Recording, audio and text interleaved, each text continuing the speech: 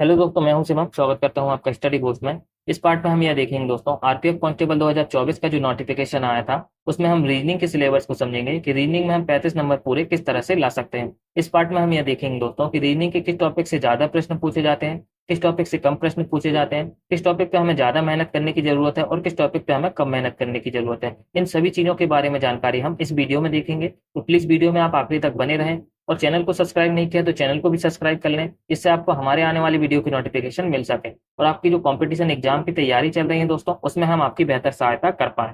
तो देखिए, RPF constable का जो एग्जाम होता है टोटल 120 नंबर का होता है, जिसमें से आपसे 50 नंबर के जीके के प्रश्न पूछे जाते हैं, 35 नंबर से आपसे मैथ्स पूछी जाती है और 35 नंबर की आपकी रीजनिंग पूछी जाती है। इस वीडियो में हम समझेंगे दोस्तों रीजनिंग में हमें 35 नंबर कैसे मिलेंगे। तो देखिए, आरपीएफ कांस्टेबल का जो आखिरी बार एग्जाम हुआ था वो 2019 में हुआ था। इस एग्जाम को मैंने भी दिया था और इस एग्जाम को मैंने पास किया था, लेकिन इसका फिजिकल एग्जाम मैंने नहीं दिया। तो देखिए, रीजनिंग में दोस्तों इतने सारे टॉपिक होते हैं, अब किस टॉपिक से कितने प्रश्न पूछे जाते हैं। तो देखिए, 2019 में जो आरपीएफ कांस्टेबल का एग्जाम हुआ था उसके हमने एग्जाम पेपर को एनालिसिस किया है और यह समझा है कि किस टॉपिक से कितने प्रश्न पूछे गए हैं। देखिए, इसका जो पहला टॉपिक होता है दोस्तों एनालॉजी होता है, जिसे कहते हैं सादृश्यता। इस टॉपिक से पिछले एग्जाम में 4 प्रश्न पूछे गए थे। इसमें भी देखिए 4 टाइप से प्रश्न बनते हैं। पहला टाइप होता है शब्द सादृश्यता, इससे 1 से 2 प्रश्न पूछे जाते हैं। दूसरा टाइप होता है अक्षर सादृश्यता, इससे भी 1 से 2 प्रश्न पूछे जाते हैं। तीसरा टाइप होता है संख्या सादृश्यता, इसमें देखिए 1 प्रश्न पूछा गया था। और चौथा टाइप होता है अक्षर संख्या सादृश्यता, इससे पिछले बार एग्जाम में एक भी प्रश्न नहीं पूछा गया है। तो 3 टाइप इसमें इंपॉर्टेंट होते हैं दोस्तों। पहला टाइप शब्द सादृश्यता, दूसरा टाइप अक्षर सादृश्यता और तीसरा टाइप संख्या सादृश्यता। तो इन तीनों टॉपिक को आपको अच्छी तरीके से कंप्लीट कर लेना है दोस्तों। तो देखिए, हम एनालॉजी टॉपिक को पहले ही कंप्लीट कर चुके हैं, जिनका लिंक मैंने वीडियो के डिस्क्रिप्शन में दे दिया है, वहां से जाकर आप इस टॉपिक को कंप्लीट कर सकते हैं। दूसरा टॉपिक देखिए क्लासिफिकेशन, वर्गीकरण। इस टॉपिक से एग्जाम में 3 क्वेश्चन पूछे जाते हैं और इस टॉपिक से 3 टाइप से प्रश्न बनते हैं। पहला टाइप है शब्द वर्गीकरण, इससे 1 क्वेश्चन पूछा जाता है।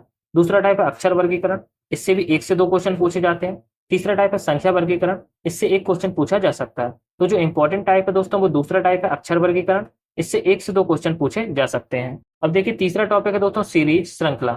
इस टॉपिक से एग्जाम में 4 क्वेश्चन पूछे जाते हैं और इस टॉपिक से भी 4 टाइप से प्रश्न बनते हैं। पहला टाइप है अक्षर श्रृंखला, इससे 1 क्वेश्चन पूछा जाता है। दूसरा टाइप है अंक श्रृंखला, इससे 2 से 3 क्वेश्चन पूछे जाते हैं। तीसरा टाइप है अक्षर अंक श्रृंखला, इससे क्वेश्चन पूछे भी जा सकते हैं और नहीं भी पूछे जा सकते हैं।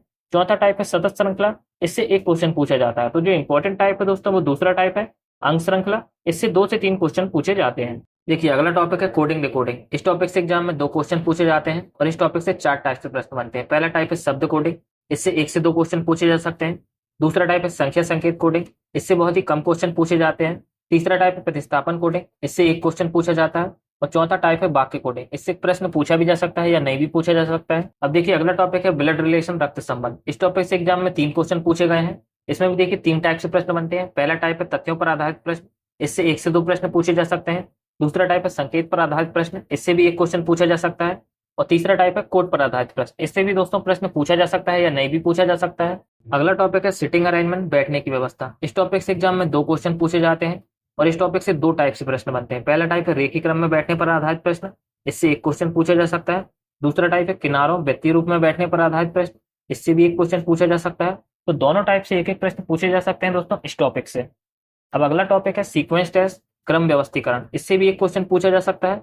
इसमें भी देखिए 2 टाइप से प्रश्न बनते हैं। पहला टाइप तुलनात्मक व्यवस्थीकरण, दूसरा टाइप स्थान क्रम व्यवस्थीकरण। अब इन दोनों टॉपिक में से किसी भी एक टॉपिक से 1 क्वेश्चन आपसे पूछा जा सकता है। देखिए, अगला टॉपिक है डिसीजन मेकिंग, निर्णय क्षमता। इस टॉपिक से दोस्तों 3 क्वेश्चन पूछे जाएंगे एग्जाम में। इसके बाद अगला टॉपिक आता है क्यूब एंड डाइस, घन एवं पासा। इस टॉपिक से भी 1 क्वेश्चन फिक्स है एग्जाम में कि हर बार आता है। उसके बाद देखिए अगला टॉपिक है सिलोजिज्म, न्याय निगमन। इस टॉपिक से भी दोस्तों 2 क्वेश्चन बनते हैं एग्जाम में। उसके बाद अगला टॉपिक आ जाता है इनइक्वालिटी, असमानता। इसमें भी 2 क्वेश्चन पूछे जाते हैं एग्जाम में। अगला टॉपिक है काउंटिंग ऑफ फिगर, आकृतियों की गिनती। इसमें भी आपसे 2 से 3 प्रश्न पूछे जा सकते हैं एग्जाम में। उसके बाद अगला टॉपिक आता है मिरर एंड वाटर इमेज, दर्पण और जल प्रतिबिंब। इससे भी 2 क्वेश्चन पूछे जा सकते हैं एग्जाम में। अगला टॉपिक है फिगर कंप्लीशन, आकृति पूर्ति। इसमें भी दोस्तों आपसे 2 क्वेश्चन पूछे जा सकते हैं एग्जाम में। अगला टॉपिक आता है फिगर सीरीज, आकृति श्रृंखला। इसमें भी आपको 1 क्वेश्चन पूछा जा सकता है। अब हम ऐसे टॉपिक देखेंगे दोस्तों जिससे एग्जाम में बहुत कम क्वेश्चन पूछे जाते हैं, जैसे देखिए अल्फाबेट नंबर टेस्ट, अक्षर संख्या परीक्षण, डायरेक्शन एंड डिस्टेंस, दिशा और दूरी, मैथमेटिकल ऑपरेशन, गणितीय संक्रियाएं, लॉजिकल ऑर्डर ऑफ वर्ड्स, शब्दों का तार्किक क्रम, क्लॉक एंड कैलेंडर, घड़ी एवं कैलेंडर, वेन डायग्राम, तार्किक आरेख, फिगर क्लासिफिकेशन, आकृति वर्गीकरण। इन सभी टॉपिक से दोस्तों एग्जाम में बहुत ही कम बार क्वेश्चन पूछे जाते हैं। तो आपको समझ में आ गया होगा दोस्तों रीजनिंग का सिलेबस, कि हमें रीजनिंग में 35 नंबर पूरे किस तरह से लाने हैं, किस टॉपिक पे हमें ज्यादा मेहनत करनी है, कौन से टॉपिक ज्यादा इंपॉर्टेंट है। ये सभी चीजें आपको इस वीडियो में समझ में आ गए होंगे। अगर आपको वीडियो पसंद आया है दोस्तों तो वीडियो को लाइक करें, अपने दोस्तों के साथ शेयर करें और चैनल को सब्सक्राइब करें।